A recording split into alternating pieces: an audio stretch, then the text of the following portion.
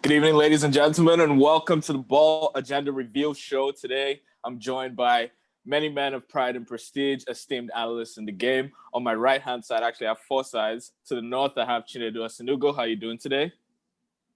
I'm doing well. Excited to be here as always. Let's get it. In the south, I have Mr. Mekanwani, about 25 years analyzing the game. How are you doing today, sir? I'm great, thanks. It's been a crazy last few days, and I can't wait to get into it. Fantastic. To the west, I have Mr. Dotun, a special guest this afternoon. How are you doing today, sir? I'm good. Good. Glad to be here. And on the east, Mr. Tuale Ajuyah. Thank you so much for joining us. How are you doing today, sir? I'm good. How's everyone? Fantastic. Psyched for the soccer ahead, or the footy ahead, or the Super League, whatever we call it. That's soccer. You need to make it. That's the EST time zone. So we'll start off actually at the ESL, which is, I guess, the biggest thing in football today. I'll pass to Emeka to kind of give a little bit of framing and just define what's going on and give some background before we get into it. Okay, yeah. So as I'm sure you guys have read, for the past 2-3 days, it's been crazy. The big boys in Europe basically took their football and said they're going to play in their own little isolated playground without the rest. And thankfully, it hasn't worked out for many reasons, which we'll get into.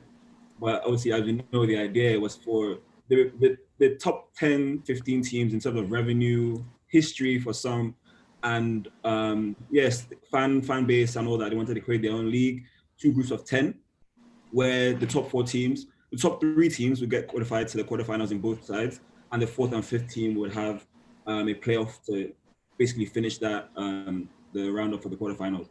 And the idea was that those guys would be a closed league where those teams, no matter their position in the league, no matter what they do, no matter how bad they are, they will always be eligible for that competition every single year for the next 23 years, which was the idea, which was all supposed to be signed. And luckily, it hasn't come to pass. And like I said, we'll discuss that throughout the episode. And we're just happy that common sense has prevailed, and it shows the power of social media, fans, and just football as a whole. And it shows that it still has some sort of a soul, although there's still other sides to it, because UEFA is still going to profit. But again, we'll delve into that, and it's going to be a great episode ahead. You're supposed to be unbiased for this part, but we see kind of where you lie, so that's fine. Actually, the first question I had, and I'll ask Chinedu, what do you think actually in the format that was proposed with the 4th and 5th playing the playoff, the guarantees for every team playing at least 10 games, would that have been more exciting than the current Champions League, where I think I read somewhere that it was said that before the quarterfinals, no one is really interested? Do you believe that? And do you believe that the format that was proposed, just in terms of how the tournament would have run, would have been more entertaining than what we currently have? For the most part, I'm going to say no, because I think that kind of the best thing about the Champions League is when it gets to those knockout stages, when it gets to the round of 16, then you see the big boys play. So like if you have a guaranteed 10 games and each one of those games is kind of a big game, then I think it kind of takes away from the fun part of it. So I would say no, I don't see it being a better format, but I see the argument for it as well, to be honest. Okay, great point. My next question is actually for Mr. Dotun Ojo. When you've seen a lot of fans and supporters clubs come together and say, game is dead, you're killing the game, and this is, and seen pundits also say things like that. And it'd be interesting to get your thoughts on, one, where they're coming from, and also your take on that whole argument on both sides. Okay, so I think it's a very tricky situation, right? So for example, in England, the 20 teams, the 6 teams that are obviously bigger than the rest, right? Now, for some of the lower teams, the season highlights is when, say for example, United comes to town, or they travel to Old Trafford, they travel to Anfield. That's when they make the most money. That's when they generate the most income, generate the most revenue, right? Say for example, Sheffield United, when fans were in the stadium and all of that, a trip to Old Trafford is not the trip to, say, Southampton for them, right? Now, if these teams leave the league and form a Super League, these guys are going to lose in on most of the income that they make because, if we're being honest, they're under the umbrella of the bigger teams in the league, right? They're benefiting from their popularity and all of that.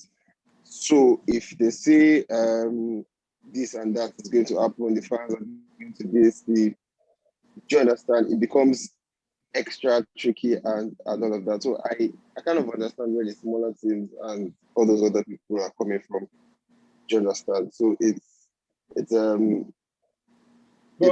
end of the day, no, I was just going to say, at the end of the day, he said, is it ruining the game? I don't think it's ruining the game, though. I'll be honest. But here's the thing: if the smaller teams can no longer compete, right? The bigger teams are already in their own bubble where they have the bigger competitions. The smaller teams cannot get promoted into that league. There's like a barricade and all of that. Most of these small teams, they want to make that money. They plan to be a big team someday. Do you understand? So it's like there's a very, very high barrier for entry into that league. So they're more restrained and restricted. So they cannot grow beyond what they are. So that's the problem. That's why I said it's very tricky. So it's not like they're dead, right? Of course, they're not dead. They're still going to be in the game. Do you understand? But say, for example, Leicester City winning the Premier League, going to the Champions League, competing in Champions League up until the quarterfinals, where they're eventually knocked out by Atletico Madrid. Stuff like that is not going to happen anymore. Do you understand? Because what are they going to play against? So that's why I said it's tricky. I can see what part of it would you say is tricky? Because it seems like you're on one side that it doesn't work or it shouldn't work. So tricky in the sense that football is a game supposed to be for all, right? Everybody's supposed. I mean, one of the things that we love the most about football is the possibility of upsets, right? Everybody likes an underdog story and all of that.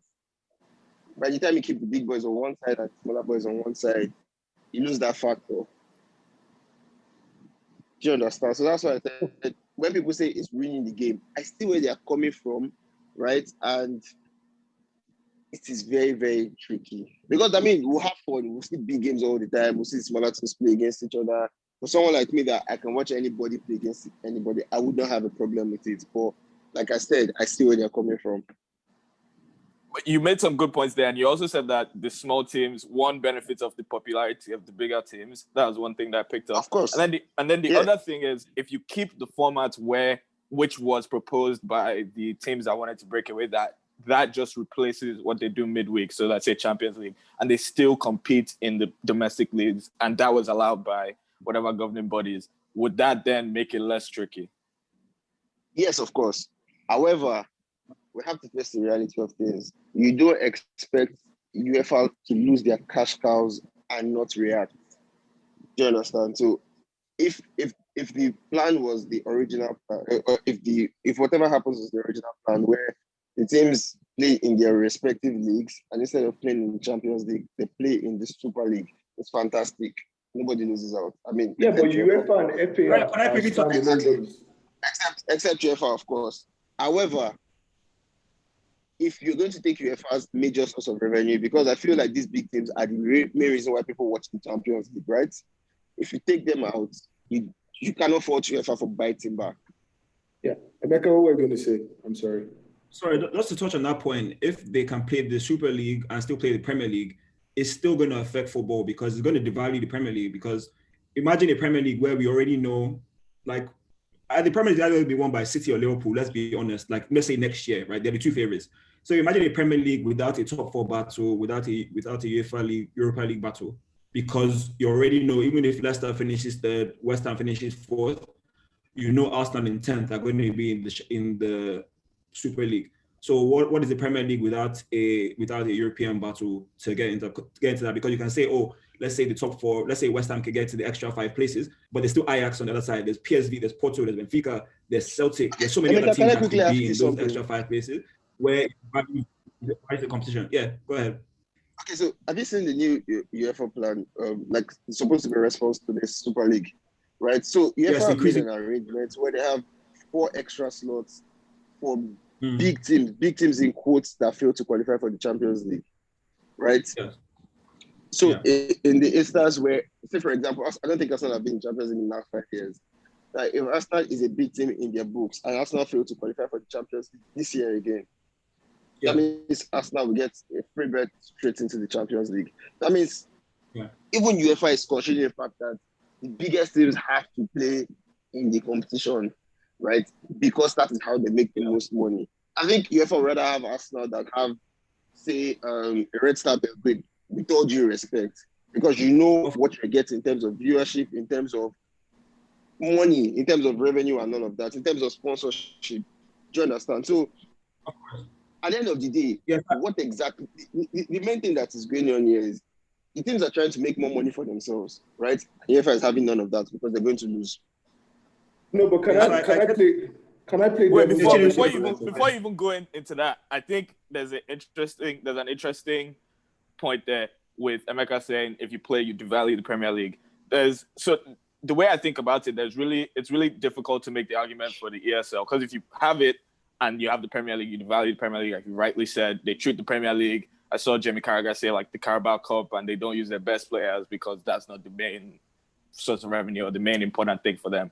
But if the ESL exists and they don't allow them to play in the Premier League, you also devalue the Premier League because you can think about teams like in La Liga. If you pull out Real Madrid, Barcelona, Atletico, the TV rights and everything becomes a very, very difficult ask for people to pay as much as they were doing before.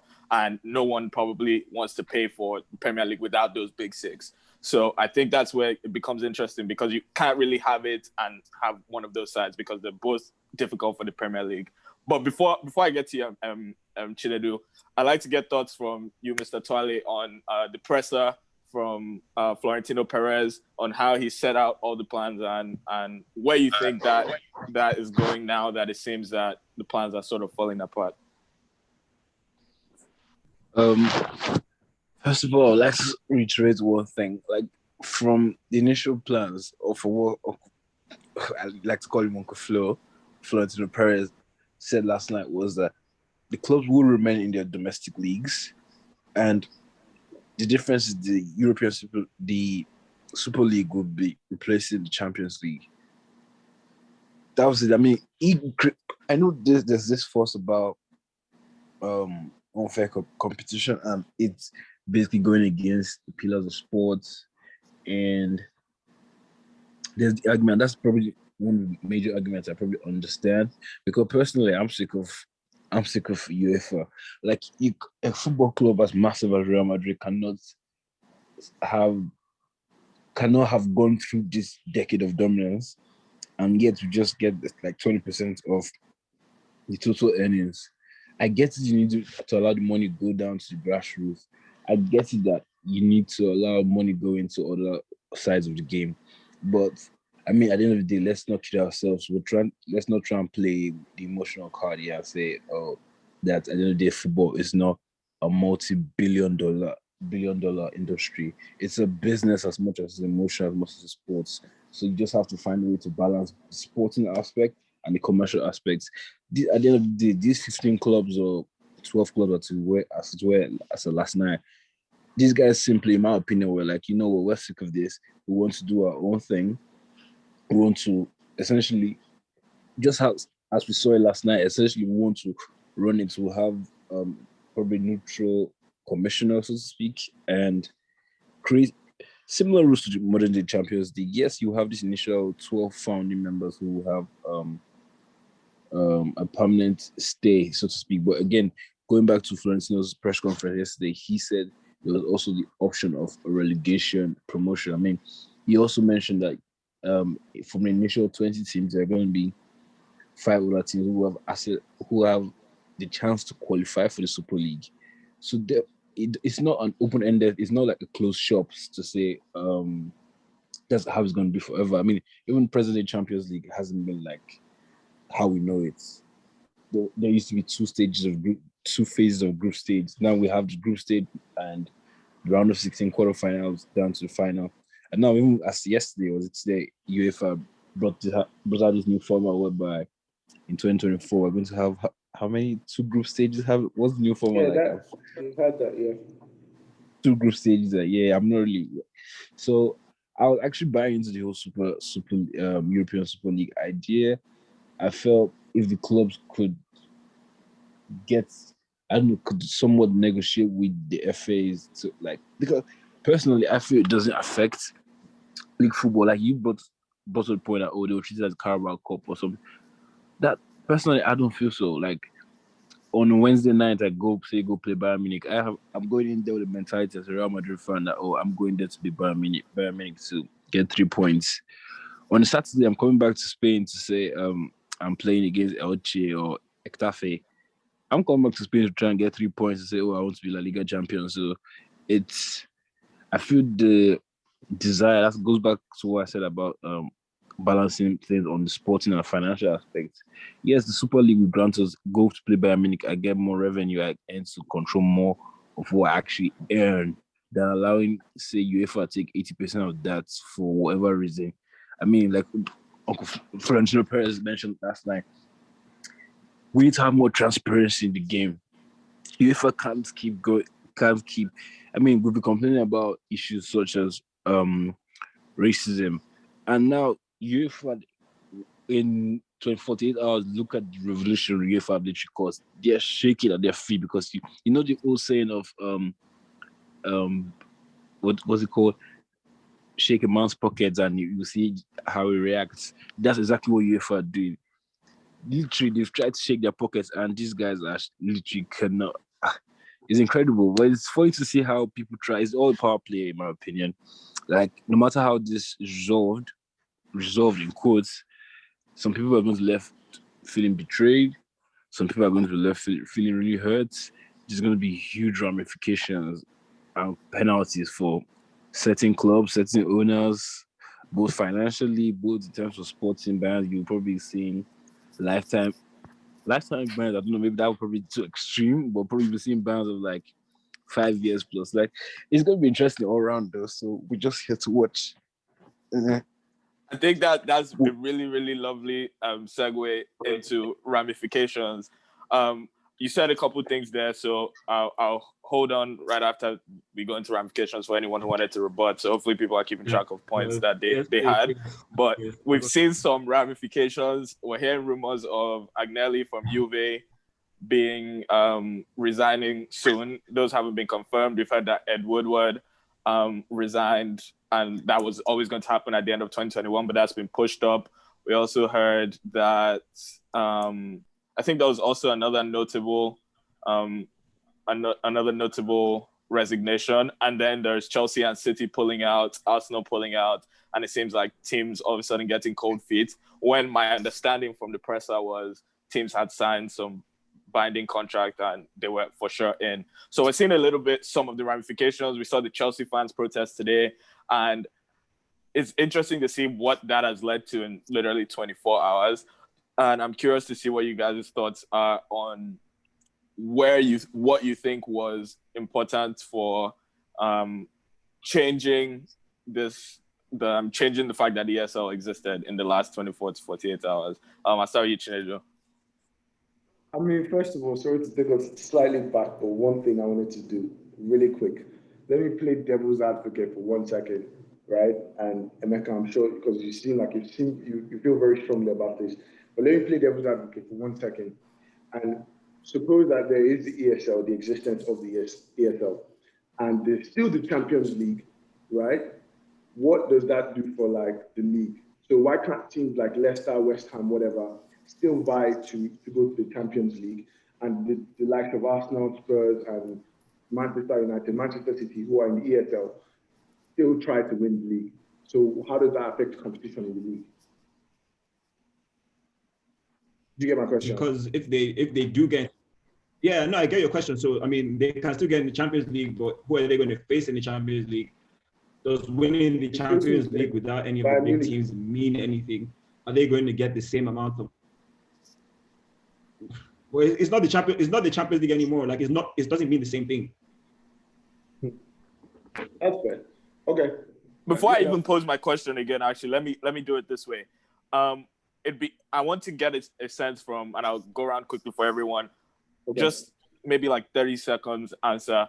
If clubs are more popular, then shouldn't they get something more for being more popular and being the key drivers of revenue in this industry? And then the second is, and there's probably another 30 seconds, so let's try to keep our answer short. Fans got on people like Wenger, got on Arsenal's backs for not putting money into the club, and this was an opportunity for Arsenal to get serious money into the club. Just Arsenal as a case study, get some serious money into the club and do some serious things, say in the transfer market, and start to rub shoulders with the big boys again.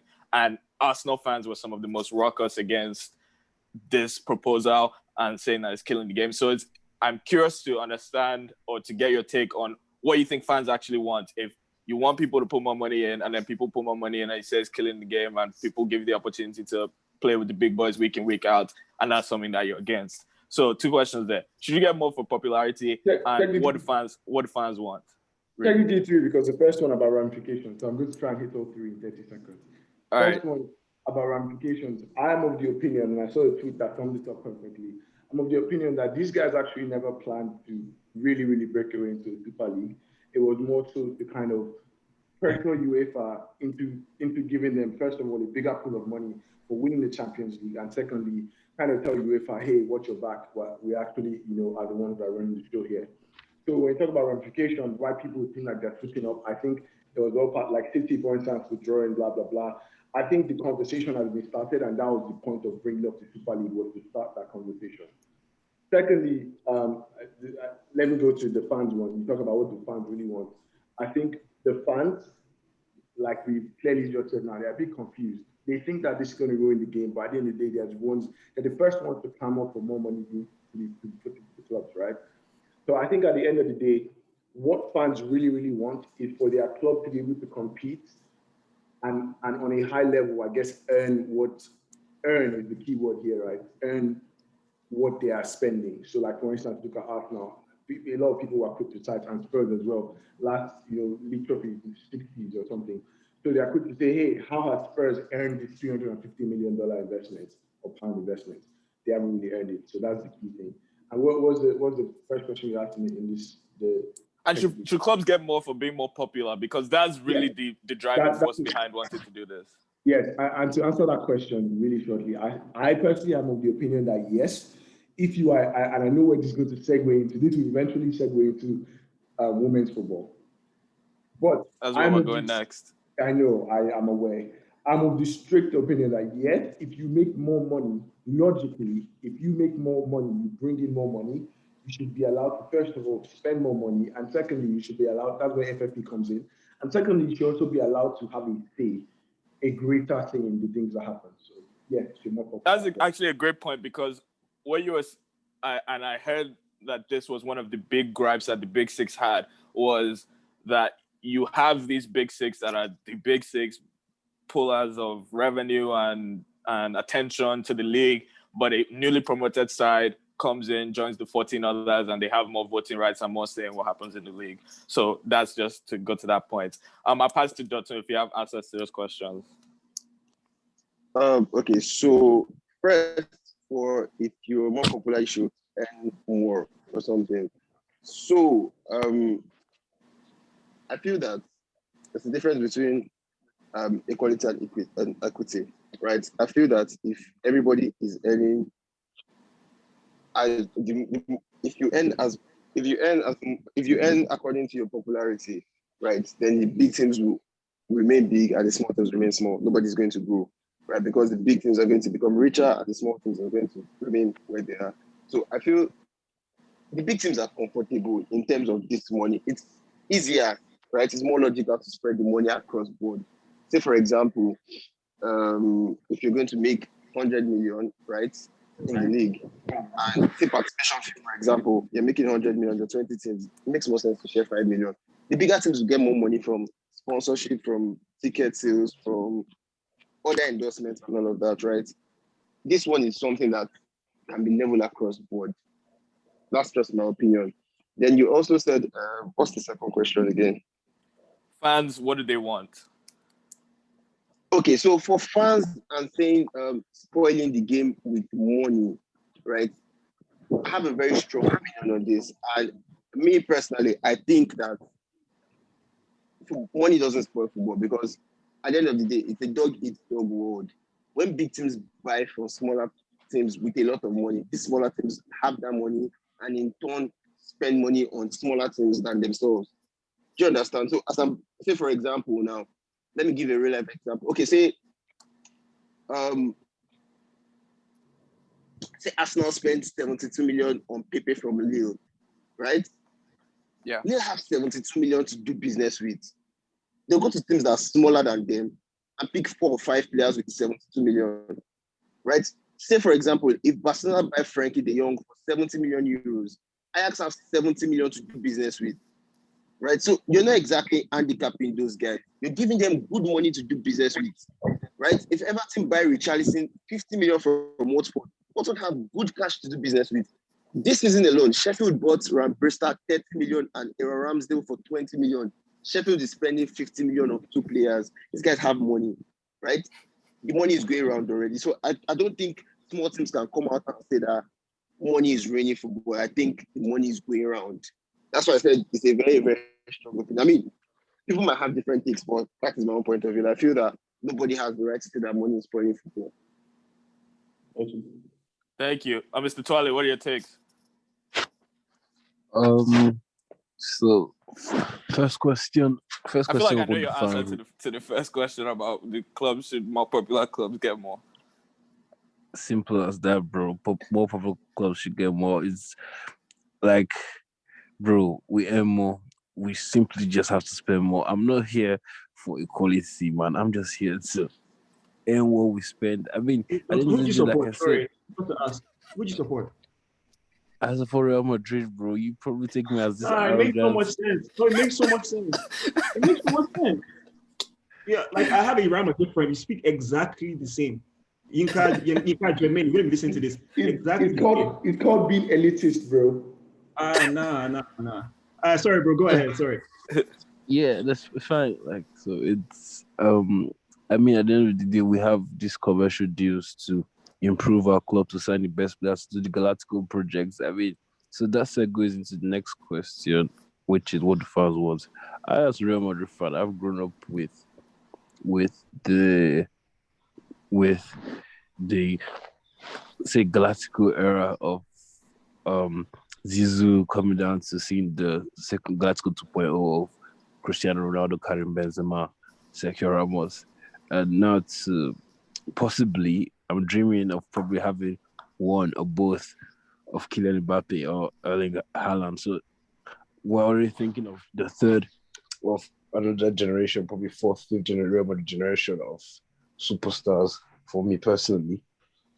So that's what I want to see as a Real Madrid fan. I want to see my team keep winning European Cups, keep setting records. That's what I want to see. And the third question is, sorry, what's the third question? There was no third question, actually. She just made the third question up. Yeah, he was just coming from the other one. Emeka, there are 2 questions. Thank you for that. Emeka, there are 2 questions. Should more popular clubs be able to get more, which is kind of the key driver behind this? And then 2, what do fans want? Because you hear you're killing the game when you don't put money in. At least they're saying you don't have ambition. And then something is created specifically because you have ambition to capitalize on your global presence and attraction, and fans are so against that. Yeah. So I'm definitely more in line with Dotun for sure. That whole Real Madrid thing for me is a no-no. Because first of all, the point he made about Real Madrid have dominated the Champions League for the last decade. Like, what do they deserve for that? They should earn more. They are earning more. They're earning hundreds of millions more in revenue, in sponsorships, in random deals all over the world. Like, there's a reason they're still the most watched team. They spend the most money. That's why every year in the Forbes list they're top. So how can you earn all that money and then, because you're still playing in a league with other people, in a competition with other people, you still want to earn more money than them in that same competition you're playing with those other people? So where is the levity in that? That's just when it becomes greed, because you are earning more money for your status. You are watched on TV more than Elche in La Liga, more than Sevilla. You're earning more money every day than your competitors for being Real Madrid, because you're showing more, because you're Real Madrid.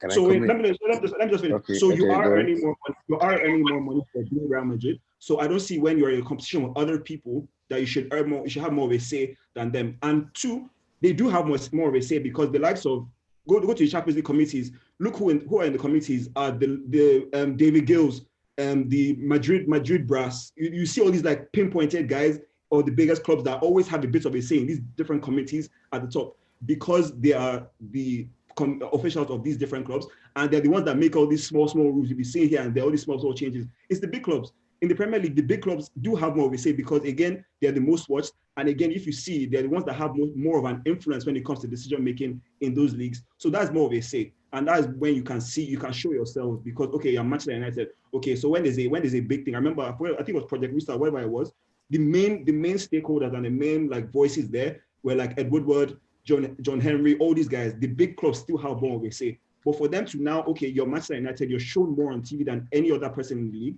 So you're earning more money for that. Then you're earning more money in revenue. And then you should still be in control and earn more money than the other people because they're smaller. Let Man United play an empty pitch by themselves. Let's see who cares. Don't you think people care about Man United and Leeds? Because there's a rivalry there. If you just call them Manchester United, okay, let them watch Manchester United on the pitch by themselves and see how much money they will make. Or the big six in the Premier League, let them play each other the whole season and see how much money they will make. You need others. They need each other. The small teams need the big teams. The big teams need the small teams because that's what football is about to me. So that's just how. Emeka, really quick before you go to the next thing, I just wanted to ask you a Dotun this question because basically back to what Dotun said, you have 100 mil, you have 20 teams, give them each 5 mil. Yeah. Do you think that it takes the same amount of money to run a club like Manchester United as it takes to run Sheffield? Do you think, number one, it takes the same amount of money just by sheer size? But then secondly, by ambition, do you think that those two clubs have the same ambition? Actually, I think you're mixing it up, right? Now, these clubs, the bigger clubs, make more money from ticket sales, from jersey sales, from endorsements, from sponsorships, and all of that, right? This is just money from the organizers. 100%. You understand? Now, they're operating the same competition. Yes, but at the end of the season, I'm saying you can't call it greed. I'm getting somewhere. No, it's not. I didn't use greed. I didn't use greed, right? But yes, that's what I'm trying to say, right? At the end of the day, when participation money is being leveled across board, United is still going to make more money than the other team. Do you understand? Now, if this is something that is under your control, I don't think the Premier League can say endorsements should be leveled across board, or sponsor or ticket sales should be leveled across board, or jersey sales should be leveled across board. They have no power about that. That by virtue of being a bigger team, you will make more money than your smaller teams automatically. Now, this is just for when I say equality, this is just for what the FA has control over. Do you understand? So if Manchester United, for instance, because this is the Emeka flow, and I'm going to Emeka, you have the mic. One second. If Manchester United says, I deserve more money because of my popularity, have they earned it or are they asking for too much? Is it earned? Are they asking for what they have earned? If my response we play in the same competition. Yeah, we play in the same competition, but because I'm more popular, I attract more people, and they ask for that extra revenue. Is it earned? Okay, my response to that is if you look at Premier League and you see like every year they show the amount of live games, like who has the most live games, whatnot, right? So so Man United is asking that question, like, can I deserve more for that? And Premier League will tell them that we show you 25 times a season, we show Burnley 10 times a season, right? So it's also a myth that they all earn exactly the same amount because the bigger teams still earn a bit more based on being shown more. And by being shown more, they earn more revenue, they sell more shirts, they get more fans. So for me, like if we're competing in the same competition, based on the competition, we're both kicking ball 38 games a season, 90 minutes a season, based on that competition, we should get the same competition money. But the fact that you're being shown more as a bigger club and as being a more like a club with millions of fans, fair enough, we show you more time because also we want to make money. Fair enough, then the TV companies want to make money as well because they know if Man United and Liverpool are on, people want to watch that. But by virtue of that, they make a lot more money as well. So for me, I just think it's a thing where we're like, oh, okay, and they deserve more. I think they are getting more for being who they are anyway, and the other teams deserve a fair bit of the pocket. And my last point before I go to Fayem's is, so how we're saying the Champions League. Sorry, I'm very, very passionate about this. So the Champions League, we see, okay, Madrid giving me Genève vibes. Madrid deserve more because they dominated the Champions League. Before UEFA money came in, right? Let's look at 70s, 80s, 60s, right? Look at the teams that won Champions League: Red Star Belgrade, PSV, Porto, Aston Villa, Hamburg, all these kind of guys, right? Now money has come and the big boys dominate the financial packages in Champions League. How many random teams have won Champions League from the 90s, let's say like mid-90s to now? Is the big boys winning every single year because you say, okay, we're not. So only a generational manager could break that and did. Exactly. Jose, yeah. So look at the balance of teams that have won the Champions League since like Marseille won in the early 90s, right? And I think Dortmund they won in the mid 90s as well. But the big teams have dominated before there was money pumped in for the big boys in the Champions League. It was far more spread out. So Madrid have dominated in the Champions League because they've been earning more money, and because they've been getting that revenue. So to now still want more again, then what's the point for everyone else? Good point there. Yeah, sorry. Okay. Sorry. One more thing. So, Chill, back to your question. So, I wanted to ask. So, if the teams earn more from being bigger, right, or being more popular, how do you ensure competition is level across board? When the bigger teams keep on getting bigger, the smaller teams keep on getting smaller. Competition will never be level across the board. We talk as if the competition is level right now. Like, Okay, so that's what it's the same question. Are we working towards leveling the playing ground, or do we want to widen the gap? No, I think this is a myth, and I don't want to go off into a rant, but let me tell you something really quick. I played football, grown up playing football my whole life. The competition, the level ground will never be there. It will never exist. There's no such thing. Agree. Just forget it. You can try and even it out as much as you can by doing all these, like, that's why there's FFP in place. There's already things in place to kind of even it out, to make sure people don't go over the board. But let's be honest here, the competition will always, like, the competitive landscape will always be like this versus this, always. So let's not sit here and like argue after. Okay, so here's what has happened. You've made my point for me, right? You said the competition level, the ground is never going to be level, right? Now, that's why I said the reason why the ground is not level is because bigger teams will always make money from. United's deal with Adidas and with Chevrolet. That's a given. Aston Villa cannot get that type of deal. Do you understand? Okay. Norwich City cannot get that type of deal. Now, it's now unfair because United is bigger, they already have the advantage there. And the playing ground is not level in that place. So let's try as much as possible. I mean, automatically, all of this is just talk between us here. We're having fun. Exactly. So that's why I feel that if you have an advantage here and there, because that one is clear to see. Let's try as much as possible to give everybody a fighting chance. Really, that's where the thought is coming from. Anyway, Chinedu, I'm going to have to cut you. We're moving to women's football. One of the things that I thought was really interesting was they said that coming up from this ESL plan was a plan to have the exact same competition for women. And if my thinking is correct, and it's the same, might not be the exact same level, but a similar level of an increase in infusion into the women's game, at least for those top clubs, changing the way that competition is run, maybe bringing some more viewership to it. What do you think the impact of this would have been on the women's game? And is that something that was a pro for you for it, or you still think all of it should have been scrapped? I'll start with Tuale. So I didn't catch that. Say that again. I didn't catch your question.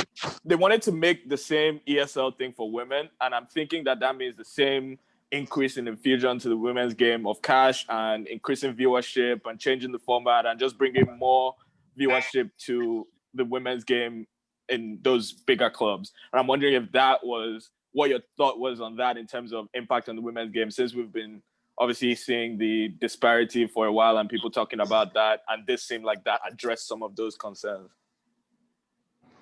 Well, they said this plan or this thing is something that has been in the work for probably a decade plus. So, like Florentino Perez mentioned yesterday, he had plans to include women's football, youth football at various levels, just like we have the UEFA Youth League. Yes, I think that was all. Like, I mean, these guys can't. At the end of the day, these guys can't exactly spell out every single detail of their plan down to, because it's simply not possible. Like, so it was always going to be something that would have been implemented bit by bit. But now, I mean, truly, we'll probably never know at this stage. Like, but something I will say though is, I feel it's just a matter of time. This was the first. Fair enough. I think Now everyone will go home. I mean, like we said, there'll be ramifications, penalties, what have you, but If I be it understand in 5, 10, 15 years time, this talk of the Super League will come again, surely. And probably those I'll bring at that time would have learned from the mistakes of those who tried to make it happen this time. So we'll see. Time will tell. Actually, what you said actually makes me want to rephrase my question a little bit. So for the three of you who haven't answered, would this have been more compelling if the women's angle was brought first and they tried to switch it over maybe in 5 years, 10 years to the men's game? I'll start with Dotun.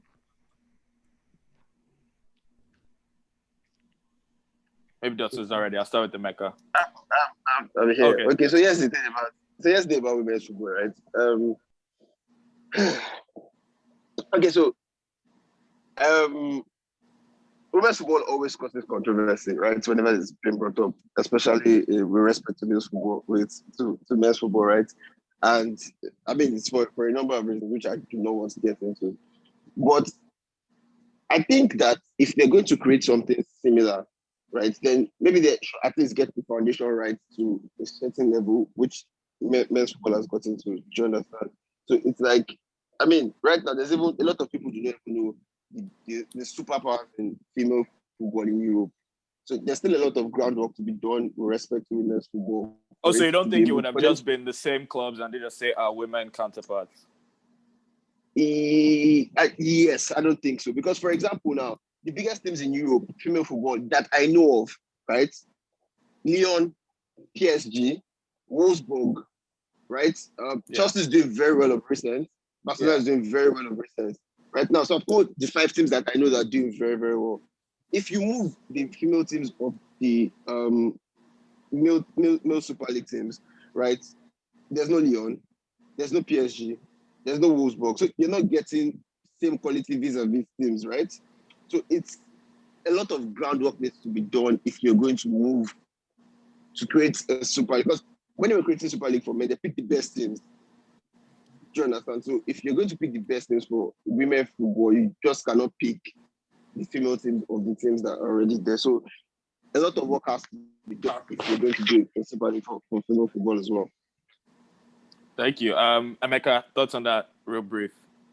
Yeah, no, in terms of your rephrase question, yeah, he hit the nail on the head, except they were going to do a situation where they actually put the 15 best female teams or like 12, 15 best female teams together. So maybe not the exact ones that are in the European Super League of the men, but the actual best like female teams. So if they did that, then that would be a different case. But in terms of the original question, like how it would work, if it would have been a more compelling argument for it. Yeah, and you can think of it as like, would the argument be as much about anti-competitive measures, or they just be happy that you're bringing more viewership to the women's game, that kind of thing? So yeah, like with everything, like is a bit of like there's a lot of context. So like, so the Champions League, a lot of like my passion and whatever about it is also because of my attachment to it, the history of it, the fact that my club was the first English club to win the Champions League, stuff like that. So it's a bit of a mix. So if I'm talking about the female game, like selfishly, I would be happy to actually see like Lyon versus like Barcelona and Barcelona versus Arsenal every week. And I'll probably watch more if it's that case. But like the reality is still the same. If other teams are losing the opportunity to actually compete at that level, then my stance on it is still the same. But at the same time, I can acknowledge my selfishness in the sense that I would be happier in the female game because I don't know it as much and because I just know those few bigger teams. So I would be happier to actually watch them compete at the highest level week in, week out than otherwise. But my stance still the same. Like even if I would enjoy it more, it will still affect the chances of other smaller teams that actually probably deserve to be in that elite group because they worked really hard during the league season to get there. So that's kind of how I see it. And in terms of rollout, like starting there and coming here, it wouldn't have been, if it worked for the women's game and they did it and you enjoyed it, like you said, would you then have more data points to make your decision about the men's game and then think about it differently? So I don't think it's just like the reason I want what I want for the Champions League is not just enjoyment. It's just more, again, I've accepted that part of my bias is the tradition of it, right? Because if it was just about enjoyment, of course, you want to see Liverpool and Real Madrid every week. I'll probably enjoy that more than seeing Liverpool versus like Red Star in the group stage. right? But at the end of the day, I still believe that Red Star deserve to be there, even though I feel that Liverpool, Madrid, PSG every single week will be more interesting. But it's not just about enjoyment, it's about fairness, it's about other teams having a chance to actually enjoy those European nights as well. They deserve to go to Anfield if they've done well in their own domestic leagues to get there. So that's my point. Chinedu, where do you stand? Where do I stand? I mean, at the end of the day, what Emeka just said right now, I think summarizes what a lot of people argue about, right? Is that conservative standpoint or preserving conservative traditions. Let's keep it the way it is because that's how it's always been. But like, for instance, where was this energy? Because I'm going to go back to women's game, but where was this energy when last year Infantino tried to do the same thing for the African leagues? When he proposed the Super League last year, that tweet resurfaced, and it was clear that no one really cared. And so that's where, and now I'm trying to play devil's advocate, but that's where I struggle to really understand people's motives behind saying, it's going to ruin the game, it's going to ruin the game. Why did you not ruin the African game? So Chinedu, sorry to cut you short, but I feel that what they were trying to do with African football and what they're trying to do, or what the question about female football, I think there's a context that is missing, right? So with women football, there's a smaller pool of teams to pick from, right? Okay. Now with African football, there's a lot of teams, like countries already have running leagues of 20 teams and all of that, where they have a number of teams who are vying for Champions League spots. Now, creating a Super League from African teams will mean that you throw a lot more teams into redundancy than with women's football. Do you understand? So that's why people were complaining then, because then, say for Nigeria, you have 20 teams in the league. In Egypt, you have a number of teams. In Morocco, you have a number of teams. South Africa, you have a number of teams, and all of that. With the women's football, there are a lot more, there are a lot lesser big teams or active teams, right? United just got their female team like 4 years ago, 3 years ago. No, but you misunderstood. People were not complaining about the African Super League. That's my point here. People did not complain. Yeah, I'm literally examining. So all I said about the African Super League was that they were trying to rationalize Africa and make them one instead of enjoying the different leagues. That's why I said people were complaining about it. Obviously the investment levels are different, but what I'm saying this is I just want us to examine the overarching or underlying reason for people fighting this specific European Super League. Is it because the game is being ruined? Is that why? Is that really why? I can tell you my reason. It's not just tradition. Mine is about the other teams. So mine is just literally about the other teams. I say honestly, I'm a Man United fan, so I'll benefit from it. Right? Yeah, when the football fans start caring about the other teams. Yeah, that's exactly my point. Football for me is dead. Football for me is dead if I'm just playing the best teams every single week. Like, how fair is it? And it's how embarrassing that. But if you think about it, the Champions League, how many fresh teams actually come into the Champions? And if we even say come into the Champions League, how many fresh teams? And that's been changing a little bit maybe over the last 5 years. How many fresh teams get to the quarterfinals? It's about the chance to. It's about the chance to, right? And it's about the league. It's about your leagues. Like why would certain teams fight? Like why would West Ham kill themselves to fight in the league if they're not going to be in the top competition? Like it's about the chance. That's the thing about football. It's about the dream. It's about the opportunity to. Like no one is playing. So quick question. Yeah. So if you have Real Madrid versus Barcelona, the Clasico, right? And the next week you have I think everybody follows Bleacher Sports, right? And when we have all these months that have AC Milan versus Napoli, Real Madrid versus Barcelona, PSV versus Ajax, Porto versus Benfica, you see how they line everything and they're excited. Do you think football will be the same way we have that week in, week out? That's what I'm saying. Is it the entertainment? But what is it really? Is it the entertainment value? See, as far as I'm concerned, right, the only thing that is agreeable across board is money.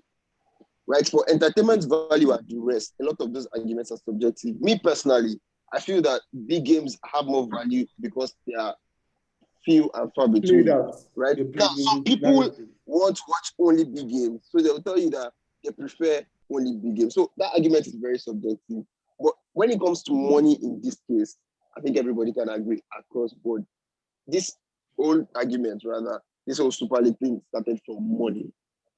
Teams want to make more money for themselves, and UEFA wants to make more money for themselves. It's not about the fans, about tradition, about I think all of them are just selling sub stories and all of that. Everybody's just talking about the personal interest. It's about money.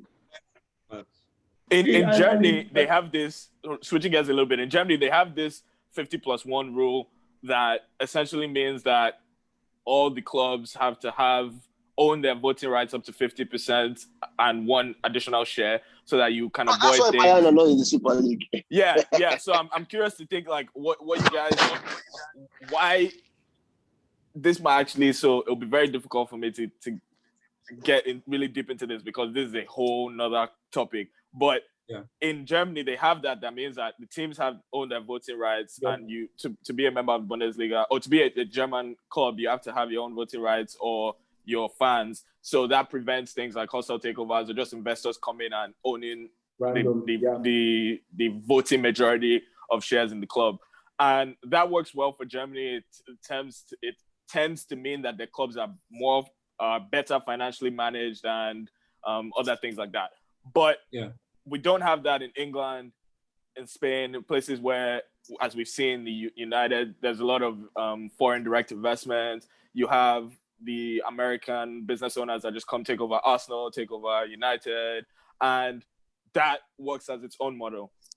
But because that exists in Germany, the clubs were not able to come into the Super League because they didn't have, I guess, the power to do that. Their owners didn't have the power to do that if they had investors. So I'm curious to see, we know why it didn't happen, but is that model better for running your club or this other foreign direct investment style that meant that people were susceptible to just break away and decide what they want to do?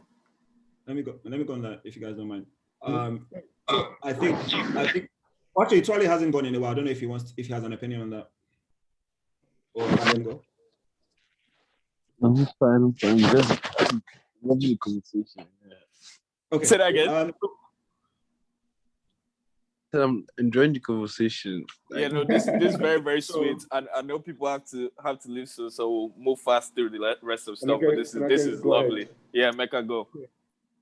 So it's a tricky one. Like ideally, I would prefer like Man United to have like, okay, let's say the fans would have more control or whatnot, right? But I feel if that happened, let's say that happened in England, I think any team that, especially in the last 10 years, went through that model, they would have been left way, way behind in this era of the Sheikhs and the Glazers and all these people. Unfortunately, to compete in Premier League, you need that. Like trying to be super prudent and all that, you are going to lose out, unfortunately, in this particular era. Ideally, like I said, in an ideal world, we will want to have super control and, no investor can come in. And that is the dream. And that's what we had before the Glazers came in and we made Man United a PLC. But ideally, we would want that. But if there was in this Abramovich and Sheikh Mansour era, if you're trying to be prudent and not influx your club with debt to compete, you are going to be way, way, way behind. So Bayern, it's easy for Bayern to do that because they can do whatever they want. They can pick off players. They have the biggest stadium. They have the most money, most revenue. So okay, we're Bayern. We're a friendly, polite club where we do things the right way. It's easy to do things the right way when there's no competition. But when you're going against Sheikhs, you think you're going to be always in the green and not the red, and you think you're going to write that down, bro. You have to write that down. That's what you're going to say. You have to write that down. That's facts. That's definitely has to be one of the snippets from this episode. Dotun, what's your thoughts on that?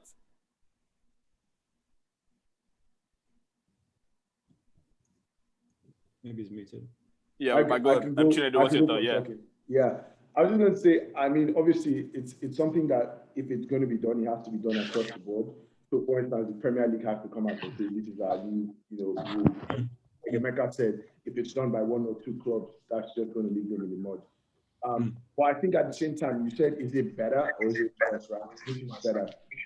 It depends on whose lens you're looking through. Because at the end of the day, for the Premier League, I'm sure purists would love to see that happen. But at the end of the day, they're making so much from the investment that comes through with City. And then because, for instance, City has more money from their investors, they're able to buy more players, able to attract more talent to the Premier League. It's this domino effect that like once you take out that one piece of, okay, no more investors, the Premier League itself will suffer very, very greatly from that. So I think in summary, right, it would be nice to do all in theory, but in actual, like in a realistic world, I think the Premier League is way better. not individual clubs. Like obviously clubs are getting ruined here and there, the Glazers, for instance, ruined United, whatever. But for the Premier League as a whole, I think it has grown so quickly because you have all these foreign investments coming in.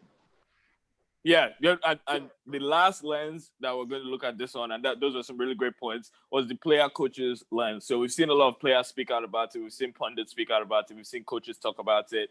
And it seemed like what was already going to happen just happened because, I guess, probably the fans. But in this situation, I want to just get you guys' thoughts on how powerful you think players and coaches are in situations like this, because it seemed like they didn't even have to tell the players and coaches and they just went ahead with it. And I wonder if this, so we don't know if this is done, but if it keeps going, how important will players and coaches speaking out or taking a stance against it become in terms of getting the outcome that they want? I'll start with Dotun. So first things first, right? I'm going to be very, very blunt on this. I think coaches are irrelevant on the grand scheme of things. They are mere employees. If they're going to sack them, they're going to sack them, right? Now, we'll for get players, into that in this show. players are the king. Players are the commodities, right? If the players do not come onto the field, there's no football to watch. The players, as far as I'm concerned, have the most power in this. Now, FIFA and UEFA made the biggest mistake by threatening these players that they're not going to represent their national teams, and I think that's where they lost the plot. Do you understand? Now, as far as I'm concerned, right? If big players, not just 2 or 3 that want to do I'm better than the rest, the big players in football, the real big players, come out and say, if you move to Super League, this is not what we bargained for. We are not going to play. Then nothing is going to happen, right? As far as I'm concerned, the players have a bigger voice than the fans, than even the owners, not even UEFA, because they are the commodity, right? So if you could see when it started gathering steam, that players were picking up, it was like 6, 7 and thereabout. That's when teams started having their emergency meetings, started pulling out and all of that. You do not want that type of unrest. You don't want players going on strike and all of that. So players are the main commodity, and I mean they should be treated with respect. And so I was very, very happy this evening when I saw something about Henderson calling captains into a meeting. Then as a day before yesterday, the players that were putting out statements were the players that were not involved in the Super League.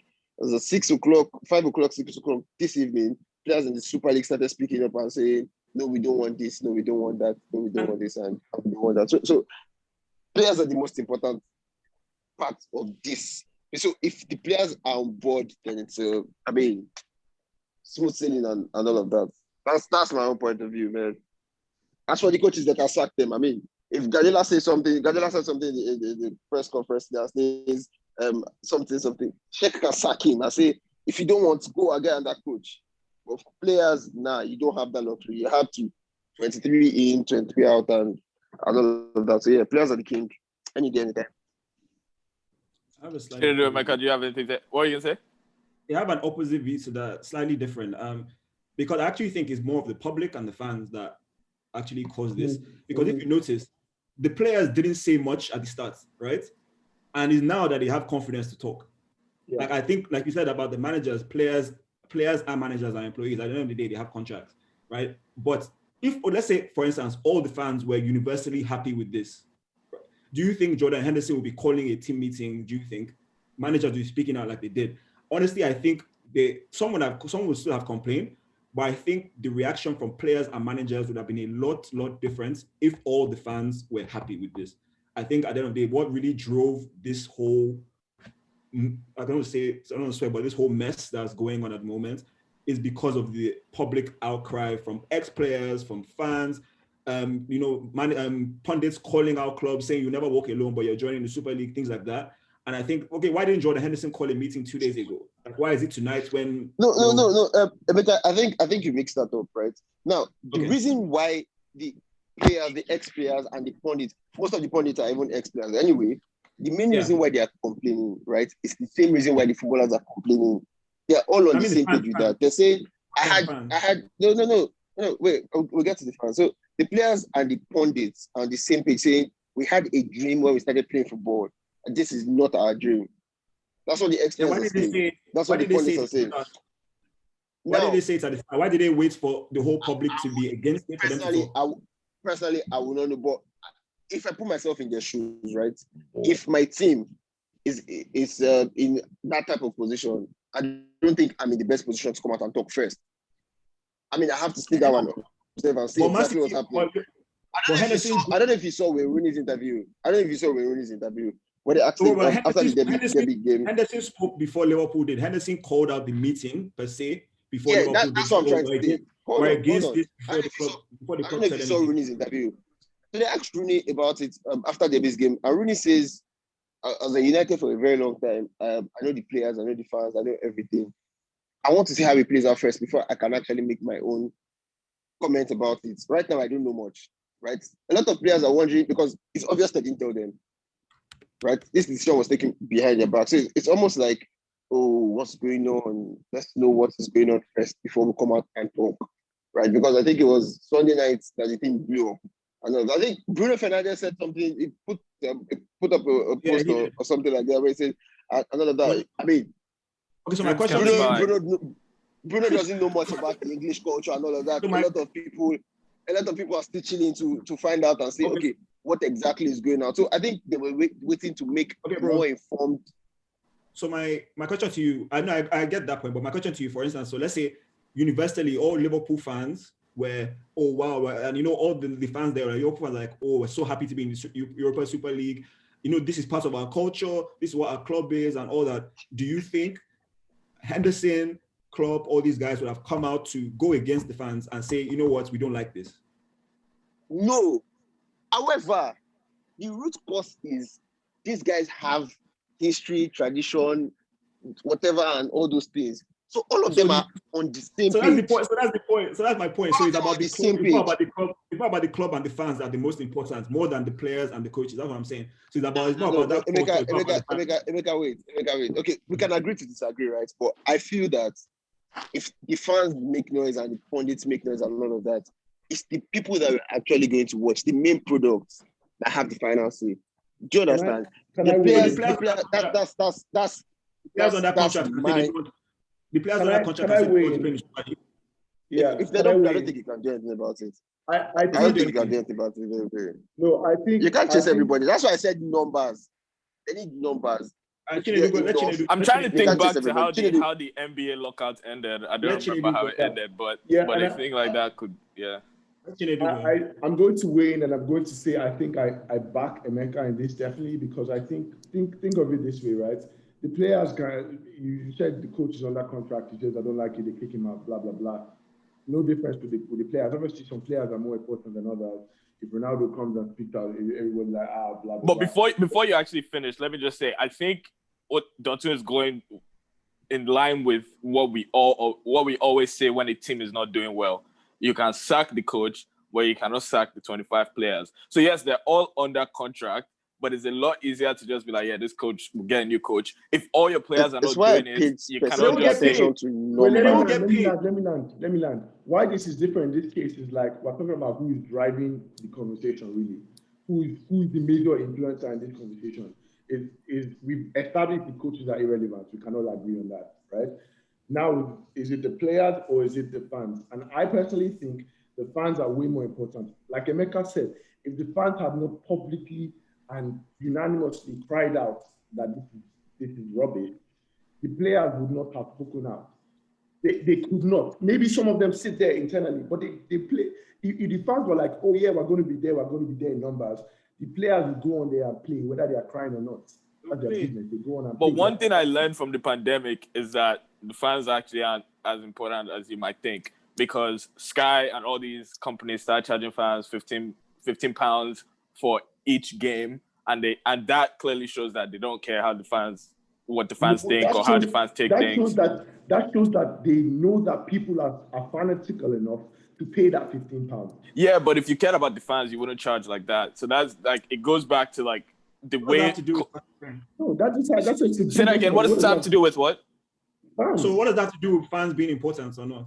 Like, it means that that was a period where you could have easily looked and seen how they treated the fans to understand how much the say of the fans is important in club decision making.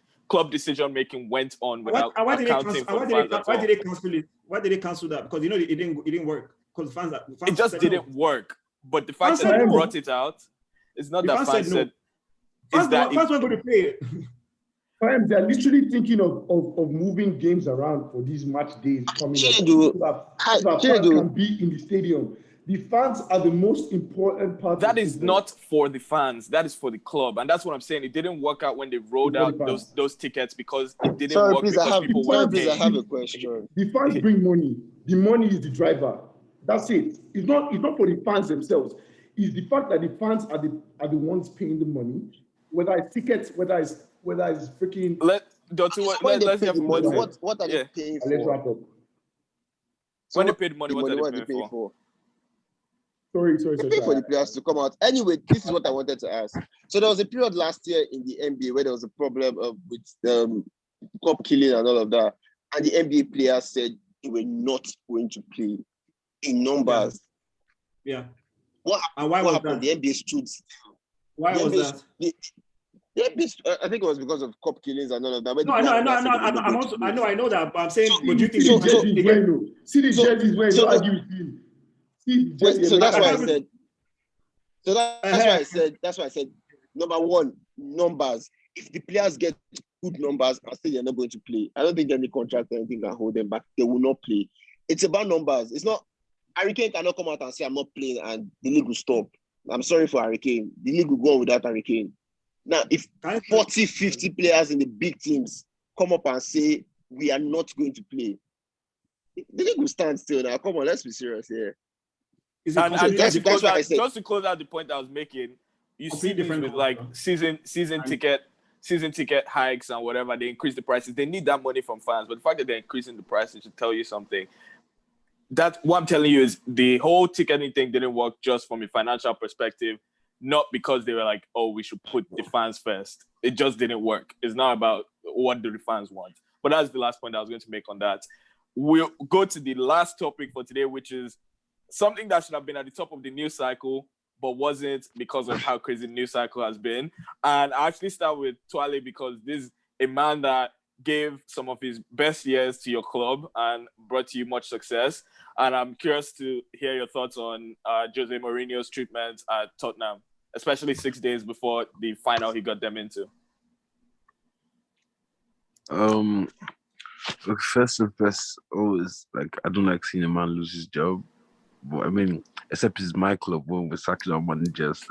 Yeah, well, aside that, yeah. Also, on you mentioned a man that brought so much success to our club. Yeah, Jose did. I mean, he broke the Guardiola Barca of won us league title in 2012, historic Copa in 2011. But let's not make mistakes about it. Jose and Real Madrid relationship was pretty much fractured at the time he left.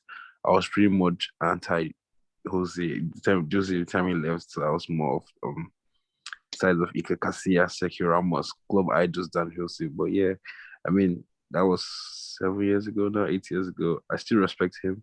He's a winner. I feel probably I don't lean towards the idea that he's a dinosaur as most people would refer to him. I feel he's a winner. I feel his methods are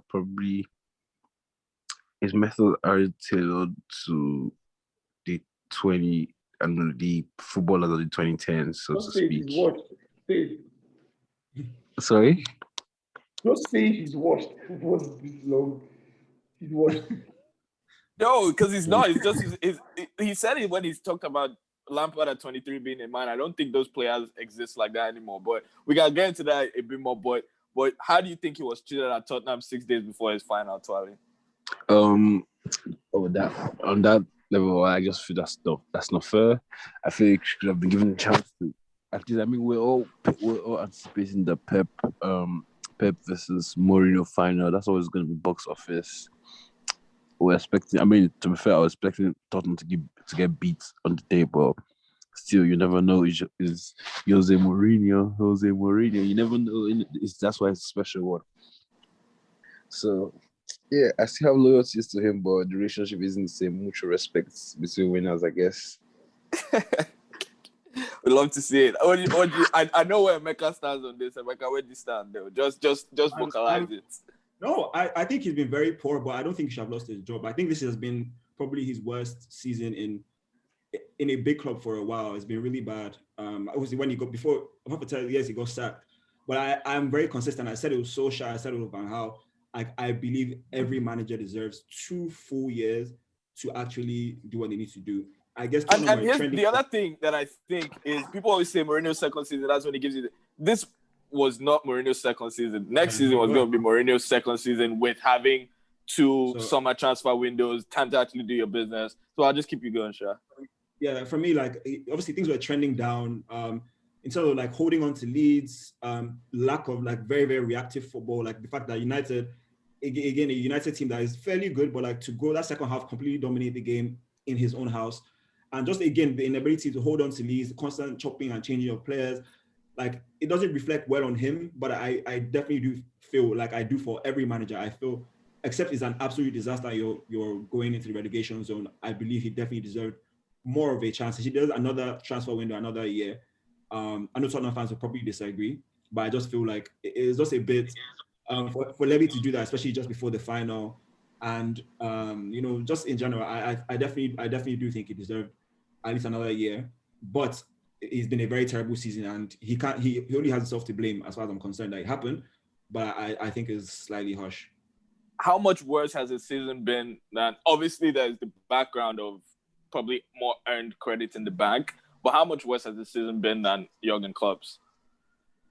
Yeah, but exactly. But again, football is about equity, it's about context. So you can't look at things in isolation like that.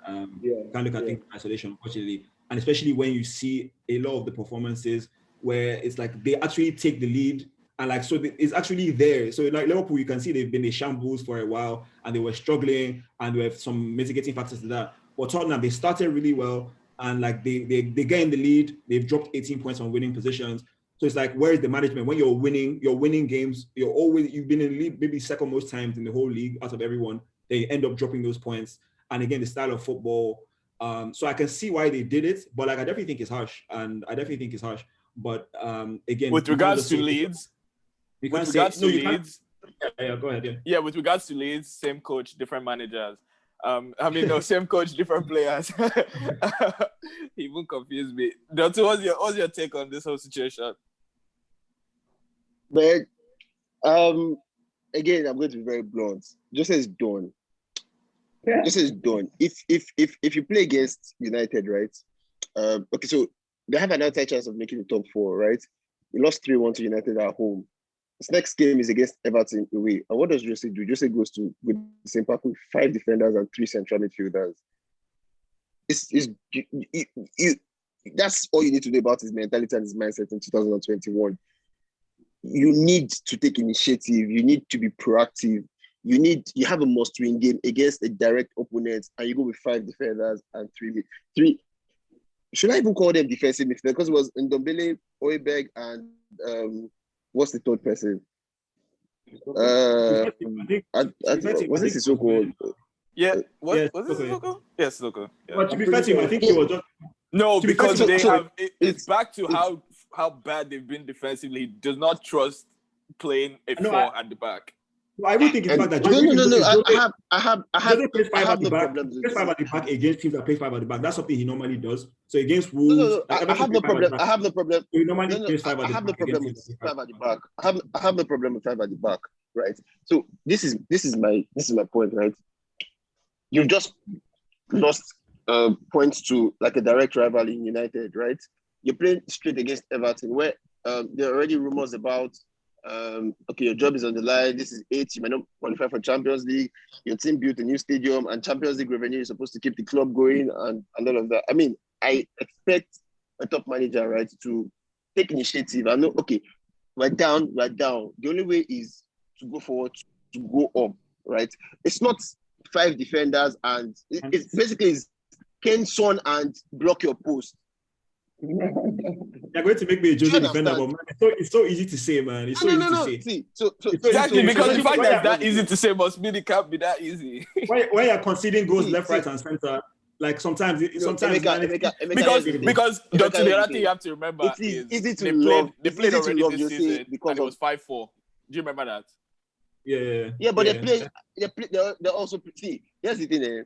I'm going to be very honest with you. It's very easy to love Jose because of 2003 to 2000 and let's say 17, 16, 17 thereabouts. It's very easy to love him. That man is till today in front of the media is a very likable character. Do you understand? When you see his good side, you like him and all of that. But I'm talking specifically about his man management, his coaching, his methods, his systems, his from like 2018. It's been on a downward spiral, right?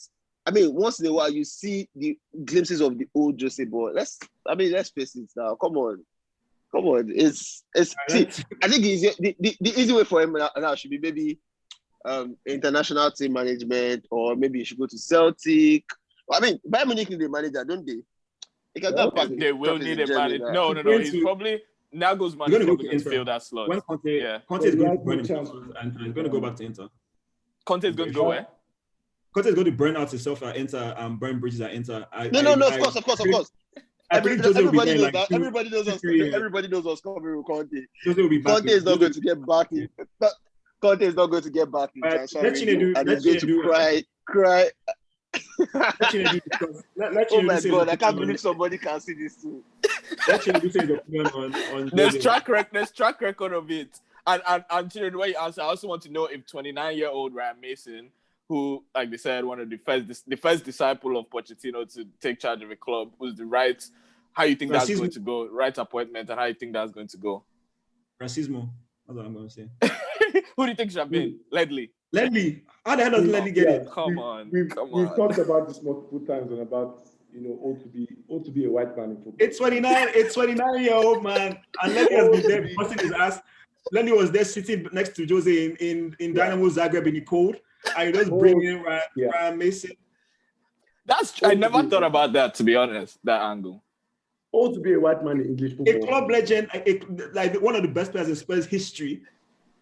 Like, so you don't get that class as the black manager. Well, Lampard gets that class first year at Chelsea, but Ledley King, the best defender in Tottenham history, doesn't get that opportunity. Sorry, Chinedu. Ledley King is not the best defender in Tottenham. One of the best defenders in Tottenham history is. Okay. Because Jan and Toby might have something to say about that, even just in recent times. No, I think very good points were made, but like at the end of the day, I know I joked earlier on that Jose is washed. I won't say he's washed, but at the end of the day, and let me tell you why I won't say he's washed. I won't say he's washed because it's not solely up to him. Watch some of his players sometimes. Aurier is a right back, he cannot defend, so why is he playing?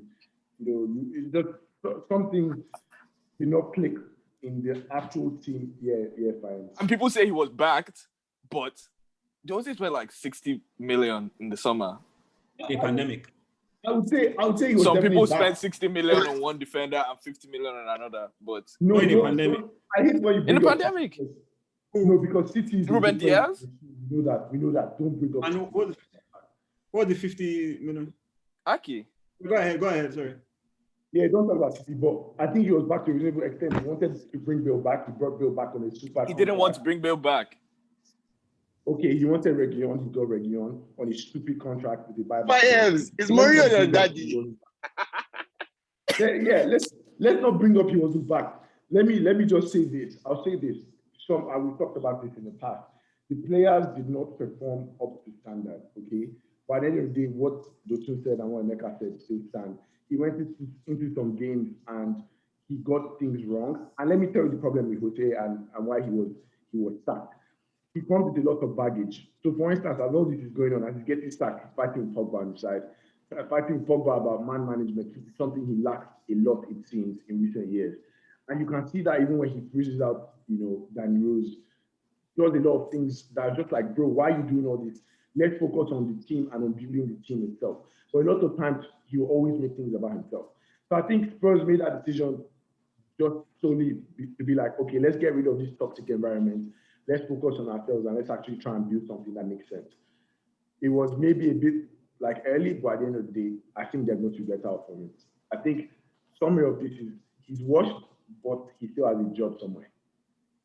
Fantastic. We'll wrap it up there. Thanks everyone for coming. Thank you, Mr. Dotun. Thank you, Mr. Tuale, Ajuyah. Thank you, Mr. Mekanwani, Mr. Chinedu Asinugo.